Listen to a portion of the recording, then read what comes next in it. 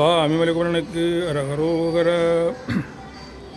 ஜெகமாயை உற்று அகவாழ்வில் வைத்த திருமாது கர்ப்பம் உடலூரி தசமாதமுற்றி படிவாய் நிலத்தில் திறமாயளித்த பொருளாகி மகவாவின் உச்சி விழியானத்தில் மலை நேர்புயத்தில் உறவாடி மடி மீதெடுத்து விளையாடி நித்தம் மணிவாயின் முக்தி தரவேனும் முகமாயமிட்ட குரமாதினேக்கு முலை மேலனைக்க வருணீத முதுமாமறைக்குள் பொறுமா பொருட்குள் மொழியே உரைத்த குருநாத தகையாதனக்குன் அடி காண